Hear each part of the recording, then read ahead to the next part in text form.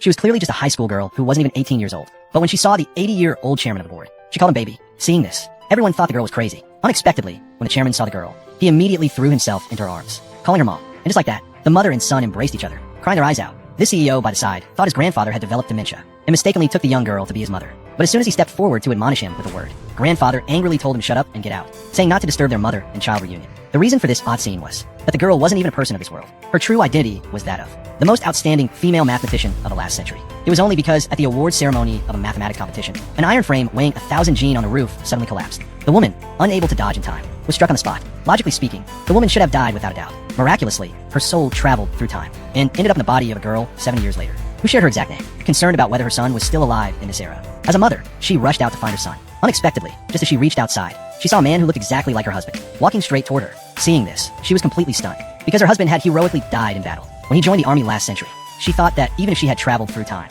her husband still shouldn't be here. Out of curiosity, she asked about the man's background. The girl finally understood that the CEO before her was her great-grandson, so she asked if the old chairman was still alive. The CEO replied that grandfather was in good health and living well. Having said that, he left angrily, learning that her son was not dead. The girl was incredibly excited, but the next moment, she fainted to the ground, because her soul had not yet fully adjusted to this body. Out of concern for her son, upon waking, the first thing she did was open her phone to search for information about G's son. She was surprised to find that her son not only had white hair, but also was terminally ill and on the verge of death. Seeing the birthmark on her son's neck, she knew he was her child, relying on memories from her past life. She hurried to the G family estate to find her son, but as soon as she arrived at the estate gate, she saw her son in a deep coma, being carried back home by doctors. Instinctively, she called out her son's childhood nickname. The old chairman seemed to have heard it at this moment. The girl sneaked into the estate through the back door, wanted to see for herself, but she happened to run into the CEO, who was worried about his grandfather's condition. The CEO recognized the girl as the person who had asked him about his background last time, and asked her what she was doing there. The girl said she had come specifically to visit the old chairman and inquire about his health. The CEO flatly refused, based on her past life memories. She recited the code to the CEO family's most secure safe.